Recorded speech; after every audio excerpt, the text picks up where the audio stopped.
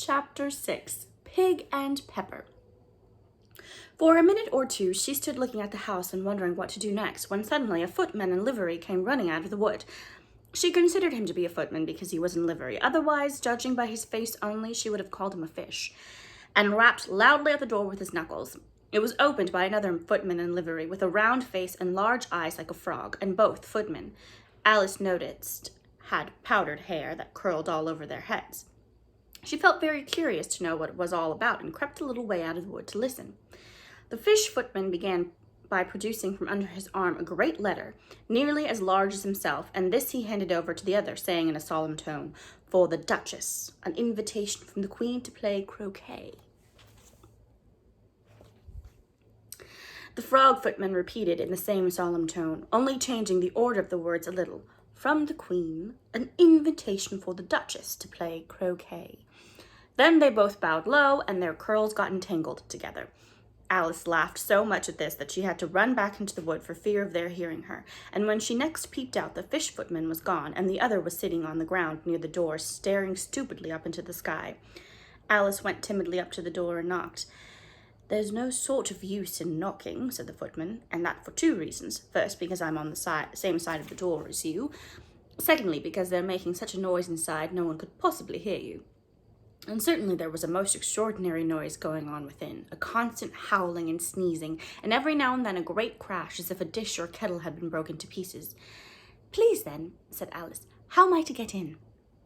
"There might be some sense in your knocking," the footman went on without attending to her, "if we had the door between us. For instance, if you were inside, you might knock and I could let you out, you know." He was looking up into the sky all the time he was speaking, and this Alice thought decidedly uncivil. "But perhaps he can't help it," she said to herself. "His eyes are so very nearly at the top of his head. But at any rate, he might answer questions."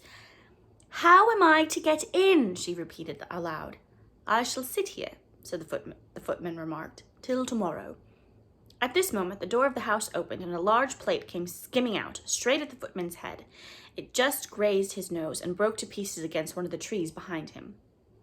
"Or next day, maybe," the footman continued in the same tone, exactly as if nothing had happened. "How am I to get in?"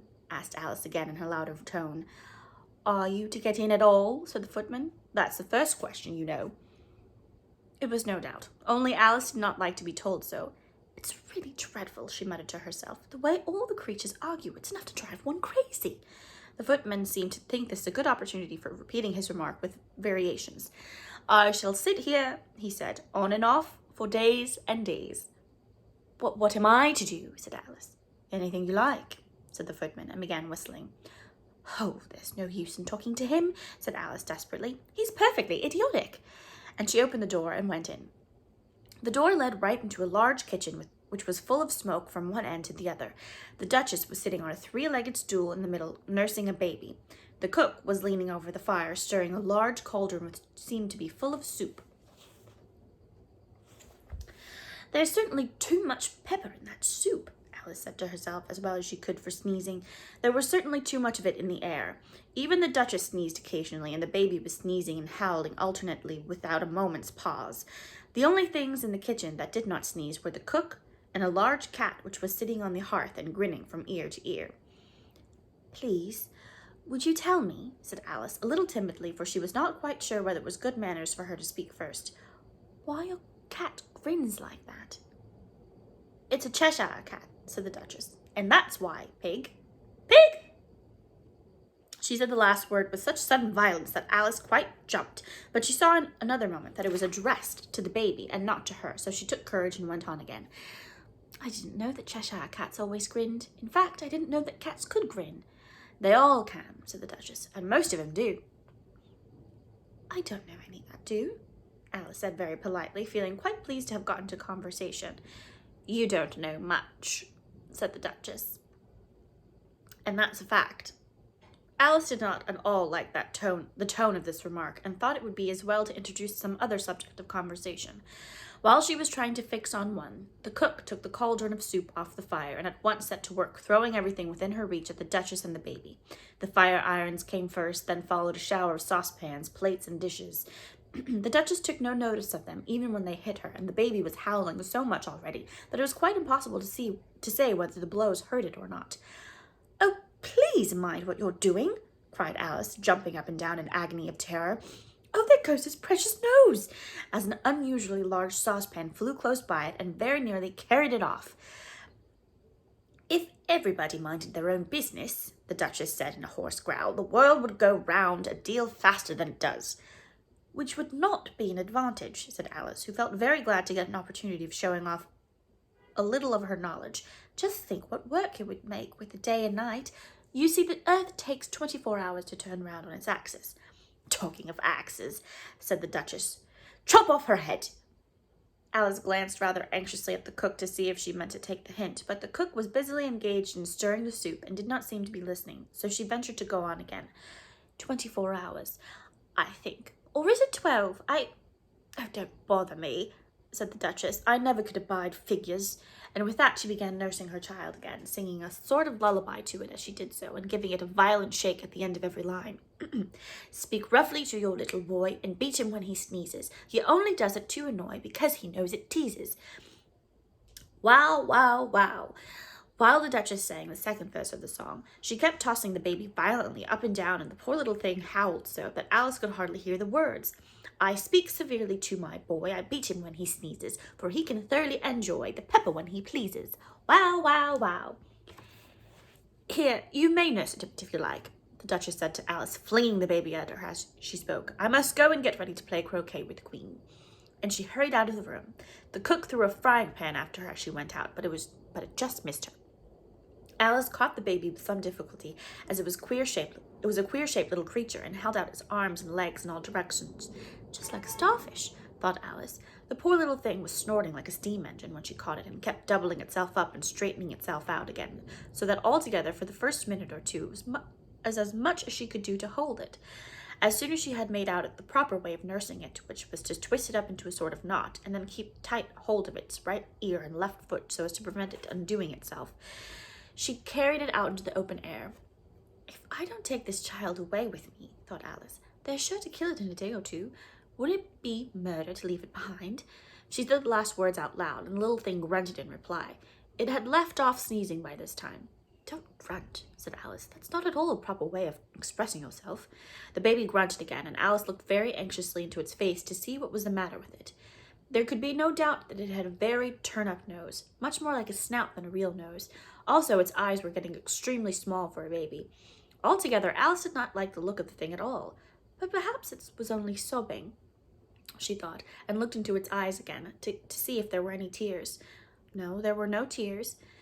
"If you're going to turn into a pig, my dear," said Alice seriously, "I'll have nothing more to do with you. Mind now." The poor little thing sobbed again, or grunted, it was impossible to say which, and they went on for some while in silence. Alice was just beginning to think to herself, "Now what am I to do with this creature when I get home?" when it grunted again so violently that she looked down into its face in some alarm. This time there could be no mistake about it. It was neither more nor less than a pig, and she felt that it would be quite absurd for her to carry it any further. So she set the little creature down and felt quite relieved to see it trot quietly away into the wood. "If it had grown up," she said to herself, "it would make a dreadfully ugly child. But it makes rather a handsome pig, I think." And she began thinking over other children she knew who might do very well as pigs, and was just saying to herself, if one only knew the right way to change them, when she was a little startled by seeing the Cheshire Cat sitting on a bough of a tree a few yards away. "Oh, there's the little pig baby. Weird." The cat only grinned when it saw Alice. It looked good-natured, she thought. Still, it had very long claws and a great many teeth, so she felt that it ought to be treated with respect. "Cheshire Puss," she began rather timidly, as she did not at all know whether it would like the name. However, it only grinned a little wider. "Come, it's pleased so far," thought Alice, and she went on. "Would you tell me, please, which way I ought to go from here?" "That depends a good deal on where you want to get to," said the cat. "I don't much care where," said Alice. "Then it doesn't matter which way you go," said the cat. "So long as I get somewhere," Alice added as an explanation. "Oh, you're sure to do that," said the cat, "if you only walk long enough." Alice felt that this could not be denied, so she tried another question. What sort of people live about here? In that direction, the cat said, waving its right paw around, lives a hatter. And in that direction, waving the other paw, lives a March hare. Visit whether you like, they're both mad. But I don't want to go among mad people, Alice remarked. Oh, you can't help that, said the cat. We're all mad here. I'm mad, you're mad. How do you know I'm mad, said Alice. You must be, said the cat, or you wouldn't have come here. Alice didn't think that proved it at all. However, she went on, and how do you know that you're mad? To begin with, said the cat, a dog's not mad. You grant that? I suppose so, said Alice. Well then, the cat went on, you see, a dog growls when it's angry and wags its tail when it's pleased. Now I growl when I'm pleased and wag my tail when I'm angry. Therefore, I'm mad. I call it purring, not growling, said Alice. Call it what you like, said the cat. Do you play croquet with the Queen today? I should like it very much, said Alice, but I haven't been invited. You'll see me there, said the cat, and vanished. Alice was not much surprised at this. She was getting so used to queer things happening. While she was looking at the place where it had been, it suddenly appeared again. By the by, what became of the baby? Said the cat. I'd nearly forgotten to ask. It turned into a pig, Alice quietly said, just as if it had come back in a natural way. I thought it would, said the cat, and vanished again.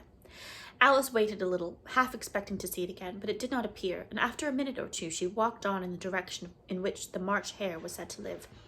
I've seen hatters before, she said to herself. The March hare will be much more interesting, and perhaps, as this is May, it won't be raving mad. At least not so mad as it was in March. As she said this, she looked up, and there was the cat again, sitting on a branch of a tree. Did you say pig or fig? Said the cat.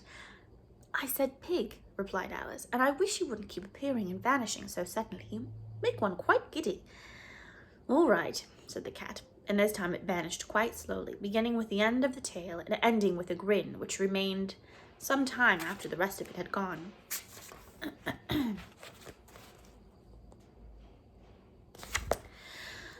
Well, I've often seen a cat without a grin, thought Alice, but a grin without a cat? It's the most curious thing I ever saw in my life. She had not gone much farther before she came in sight of the house of the March hare. She thought it must be the right house because the chimneys were shaped like ears and the roof was thatched with fur. It was so large a house that she did not like to go near it till she had nibbled some more of the left-hand bit of mushroom and raised herself to about 2 feet high. Even then she walked up towards it rather timidly, saying to herself, Suppose it should be raving mad after all. I almost wish I'd gone to see the hatter instead.